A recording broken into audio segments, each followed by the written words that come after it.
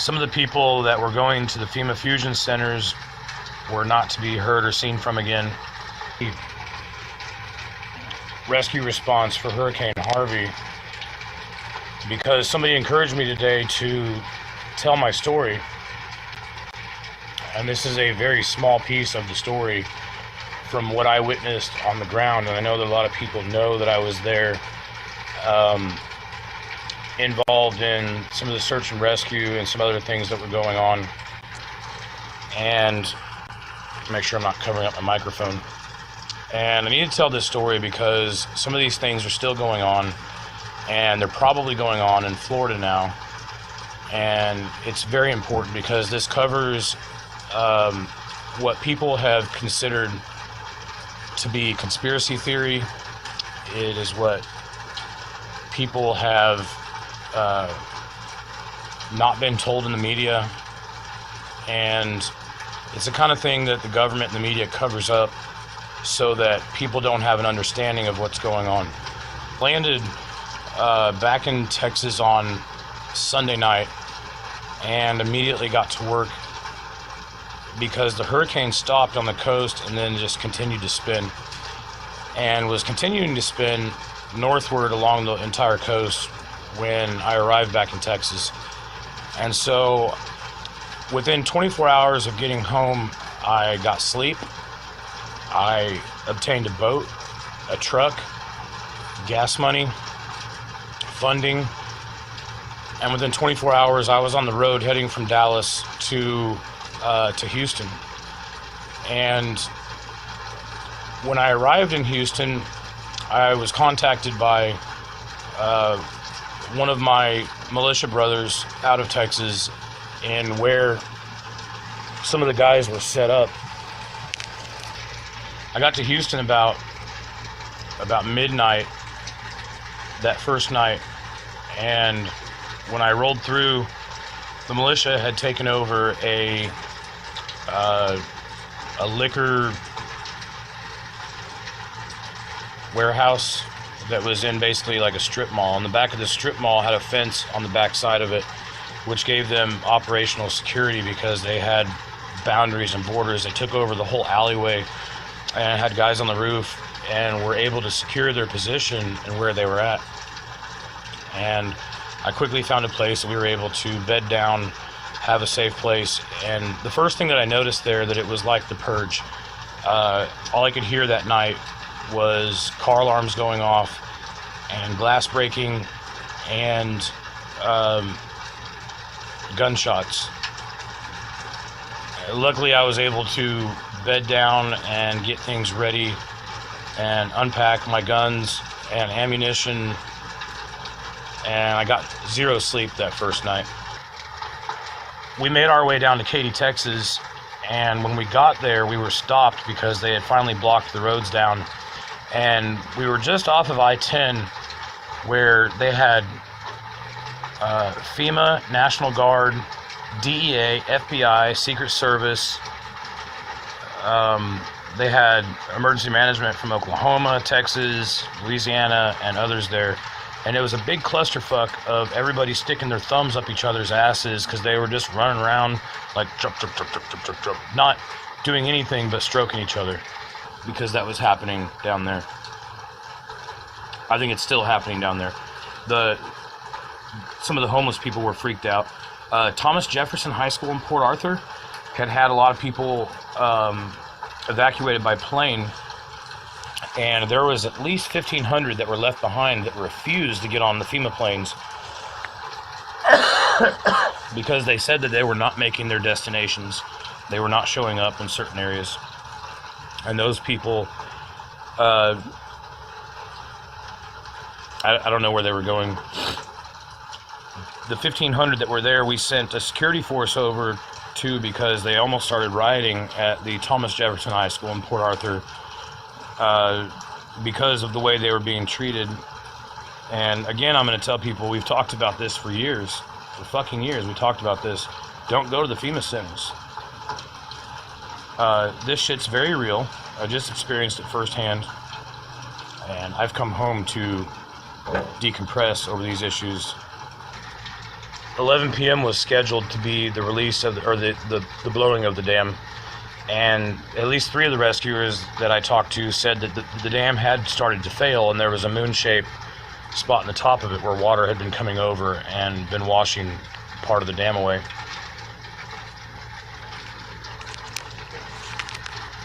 So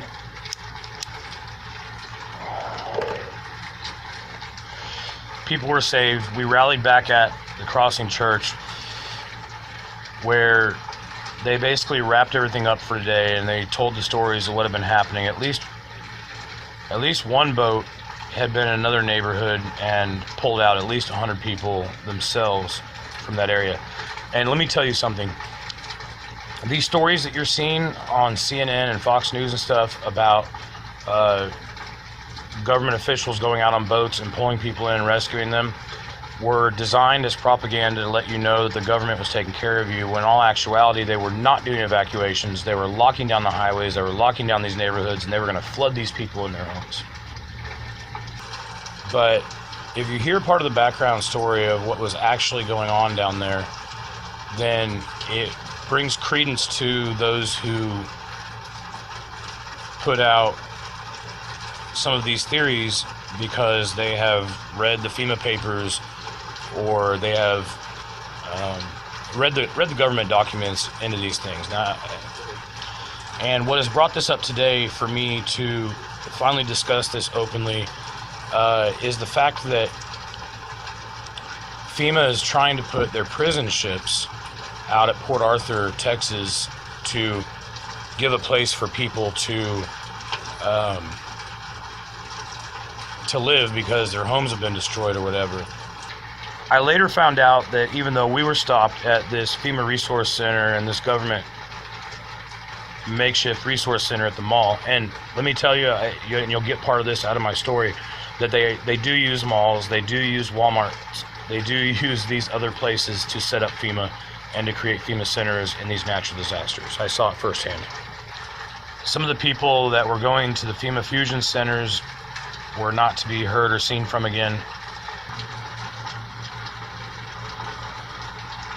I got the rundown from the militia that night about other things that were going on, and I couldn't talk about it at the time because of operational security. But now I'm in the Ozark Mountains. I'm back in Missouri for a minute, and I'm in a little better place to actually be able to tell this story. I do have some pictures and some videos to verify some of the things that I'm talking about, or the fact that I was even there. For the most part, I didn't get to videotape a lot of the things that I wanted to because of security at the time, and because of on Facebook and social media, I was talking about supplies and helping out people, but the very reality of the fact was I was using those boats and I was using those people and those supplies to make sure that armed militia were going in. And I believe wholeheartedly that we stopped a gun confiscation, and we stopped them from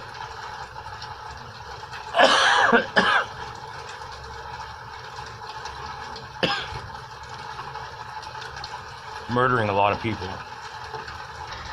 And the only reason why Hurricane Harvey was not Katrina was because of the Cajun Navy, the Texas Navy, and the response from Texans on their own soil that was saving tens of thousands of lives that I witnessed firsthand, while the government was locking down roads and barricading people from being able to help.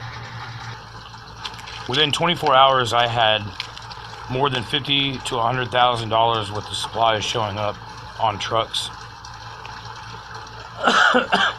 along with over 100 armed men and women and medics and corpsmen and people who are not your bullshit militia spouting keyboard warriors that you see on the internet all the time. These are guys who are hardcore motherfuckers that were ready to go in to these little towns and these neighborhoods where they were not doing evacuations, that they were flooding and preparing. FEMA and other people were flooding these small towns without doing evacuations, and didn't care if people were dying. See, when you have something like a disaster happen, like a hurricane, and many of us have talked about shit hit the fan in our YouTube videos for many years and about preparedness. And it's very important to know that within the first couple days of one of these disasters, that money doesn't matter anymore. What does matter, water, food, ammunition, guns, and the things that you're going to need for survival. By the time I was told that we needed to disarm, I had at least 40 people there armed.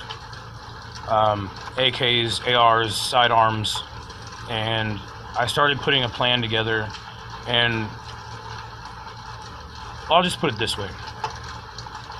I called Murdoch Pisgatti, the president of my organization, on the last day, which I'm going to get to this in a minute, and I told him, I've been busted, and I got to tell you what I was doing, because it might come back on you, because you're the one sending me aid down here. But I was not just trying to put boats in the water. I was not just trying to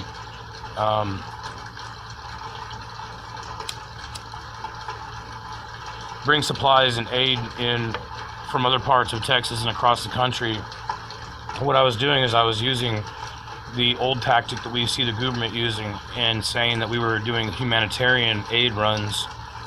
But on those humanitarian aid runs of ships full of food and medical supplies, I was putting at least 4 to 5 armed men or women, team members, in boats to get them over into the Golden and Vidor areas and the Port Arthur areas, so that we had armed militia in those areas to protect Texans and also help pull them out.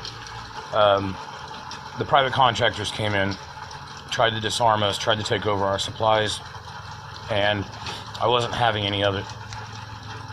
The guy that was working with me hand in hand started carrying around an ice pick because the contractor had threatened his life, and he was ready to stab this guy in his neck because he straight up threatened our lives. I had my .357 on my hip the whole time that I was there, and this contractor was talking to us about open carrying and scaring people, but the real reality is they were trying to control the situation and take over, for whatever reason, supplies, and get those armed men out of there. And he tried to take my .357 off my hip, in which case my retention skills that I've done, whether the open carry movement or my training in other areas I'm not going to talk about, I put my elbow directly on my gun as soon as he tried to grab it, smacked his arm away, and had to inform him I was going to shoot him in his head if he tried to touch my gun again, because they were trying to take over and threaten our operation of protecting Texans so that they could get away with whatever they were getting away with, hiding bodies, covering up things that were going on. Some of the neighborhoods that those guys were going into were the richest neighborhoods and were involved in, I believe, government looting or private contractor looting. So we slept in the back corner of the pastor's office that night, and the next morning we had already had everything set up, and we got up and we sent everybody out in 8 to 10 different directions where they couldn't be followed, and they went to their respective places, to these small towns in these areas, and we got the supplies there. We got the armed militia into these areas to protect Texans, and they continued that as I left town and went back to Dallas. My mission at that point in time, after 5 days, was basically over, and I left and got out of the area. The first night that I was there, we had at least one team that was not part of the militia. They were there, I think, as adjutants, and I personally heard them talking about hunting people. And there were people down there that were hunting people.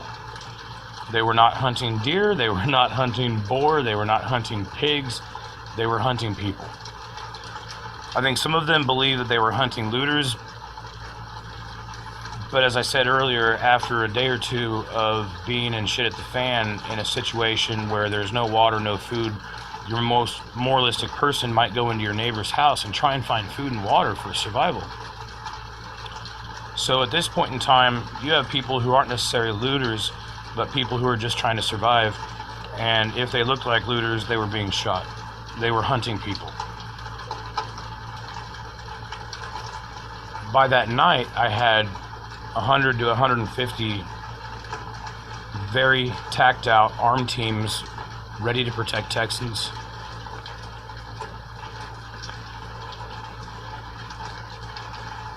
Ready to go into these small towns and these neighborhoods and make sure that people were not getting locked in, make sure they were getting aid coming into them, and making sure that the government was not allowing people to be killed, whether it was by the release of these dams and the flooding for a second time, not from the hurricane, but they were flooding these areas for a second time. And my security guy informed me that what they were doing was basically flushing the toilet on Port Arthur, and the bodies that they had seen from the hurricane, whether they were full of bullet holes or whether they were just flood victims, were not there during the second flooding. They had not been collected, they were being washed out to sea. Those bodies are not being recorded in the body counts that are happening down there. And now that FEMA and National Guard took over and suspended all rescue operations, people are, they're bringing in prison ships. And I'm going to tell you right now, do not get on their fucking prison ships, because you might not come back.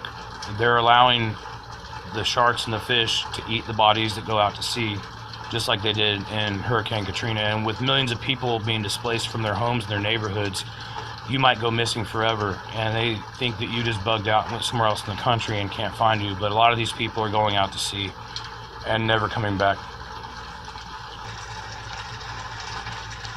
I was told by the militia guys that they had worked with federal agents at the ATF to secure many of the gun stores in the area, because they were very worried about how many gun stores Houston has, and they wanted to make sure that the gangs weren't breaking in and taking these guns out and being able to use them. And we met up with the Cajun and Texas Navy guys. When I got to the Woodlands, I think it was called the Crossing Church in the Woodlands is where they were set up.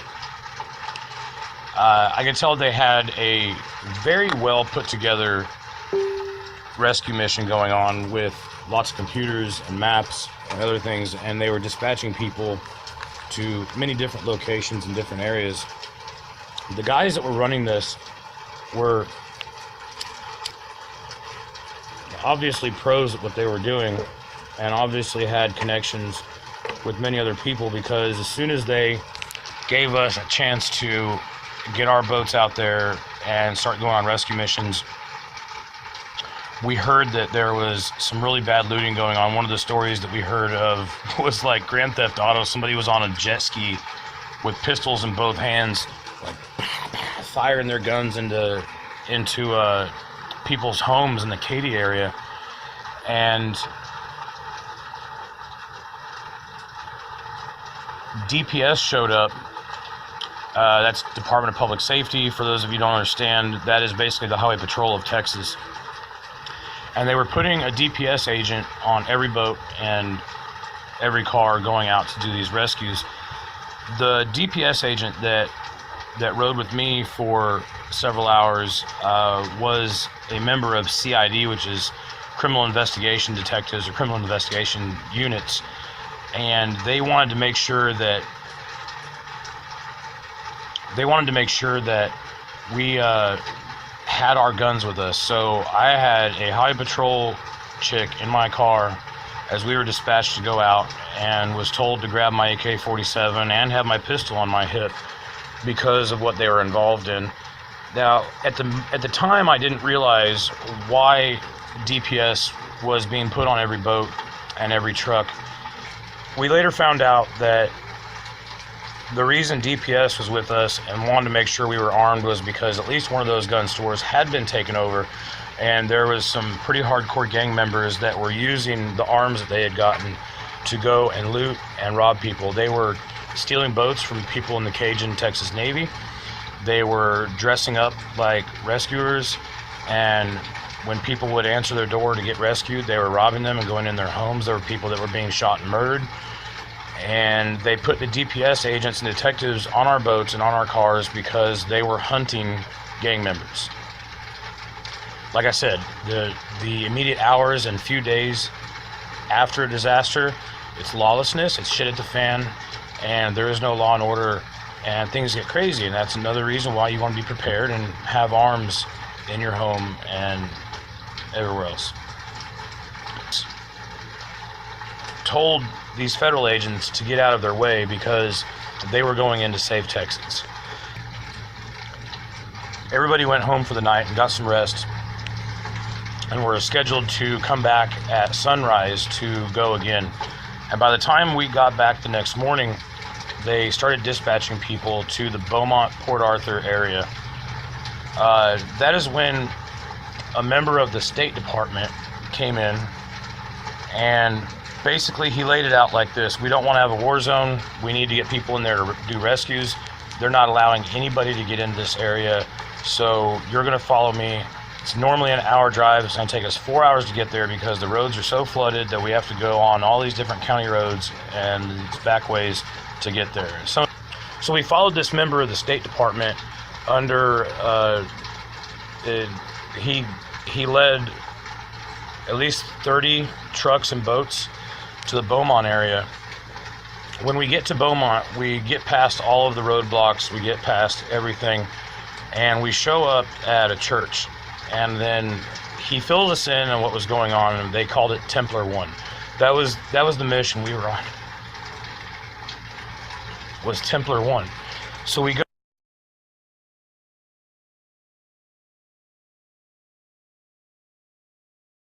go from there, and the pastor prays over us, and we go out from that spot.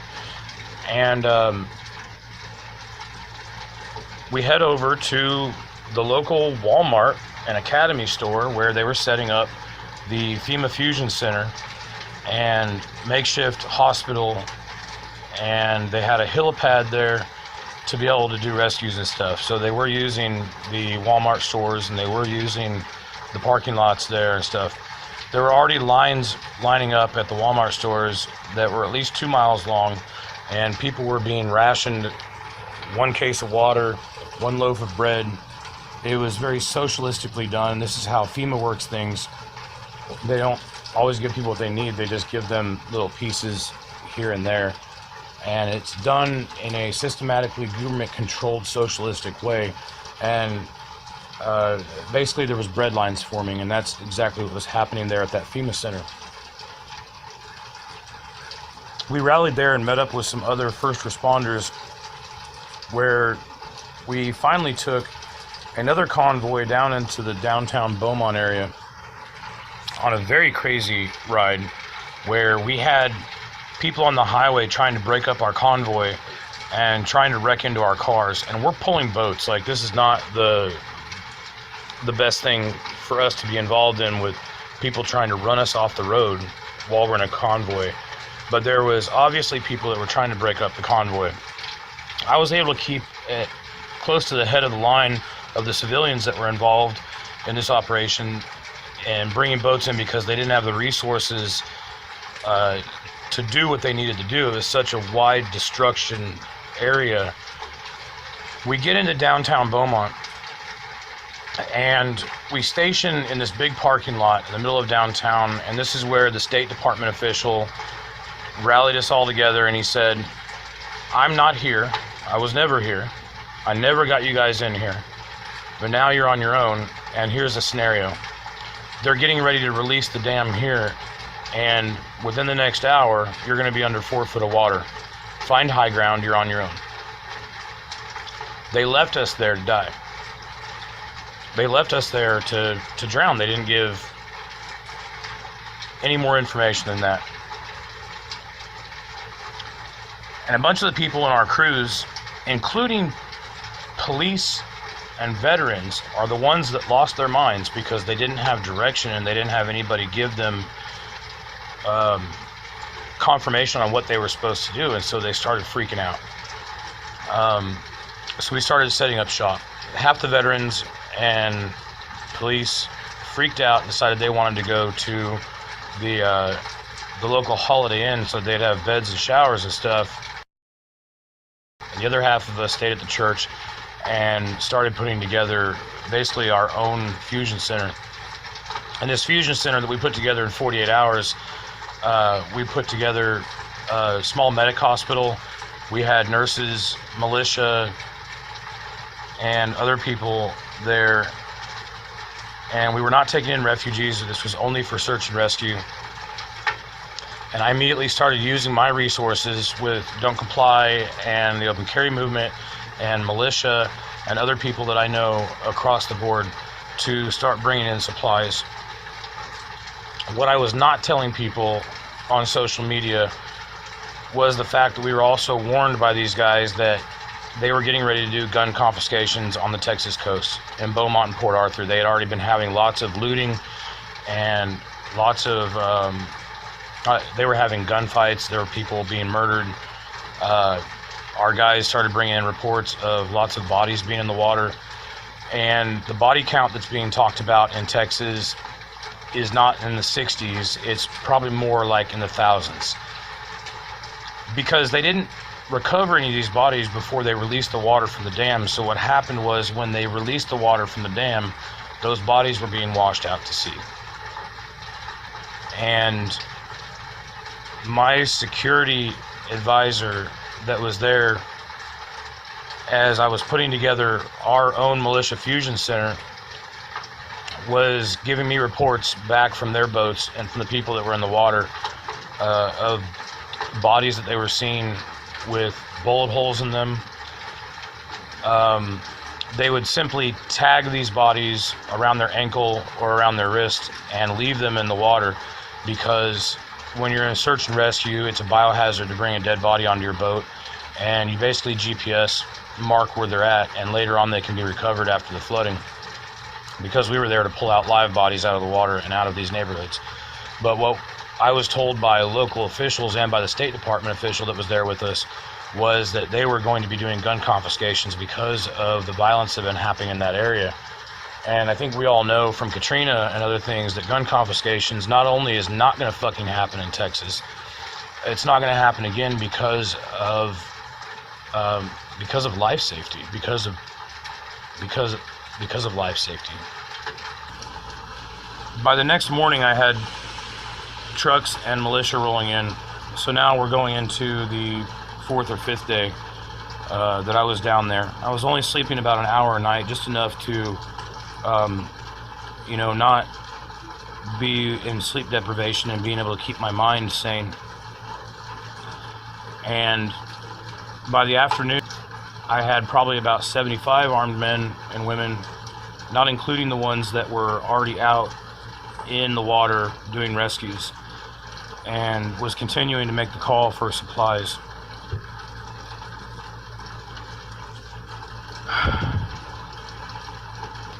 So we had about $50,000 to $100,000 worth of supplies show up in the form of medical supplies, food, water, and all these different things. 100 to 150 very tacked out, very capable armed militiamen. And these, like I said, these are not the people that you see bullshitting on the internet.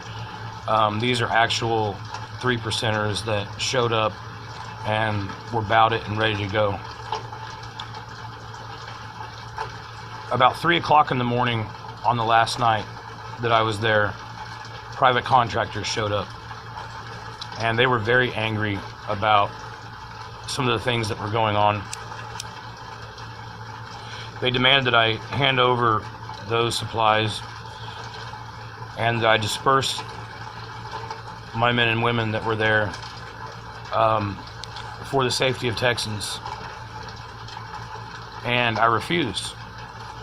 And I told him very strictly to his face that you're not going to tell me to disarm. I've been a part of the Open Carry movement.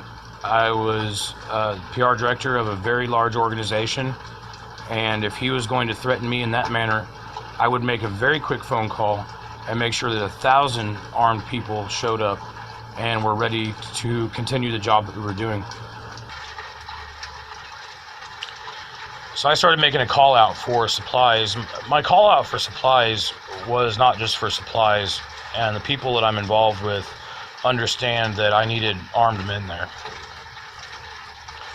We were approached by local officials who, the police and others, who told us that we were not allowed to have guns, we were not allowed to be armed while we were there, and that they were going to come and take our guns and not allow us to be a part of that.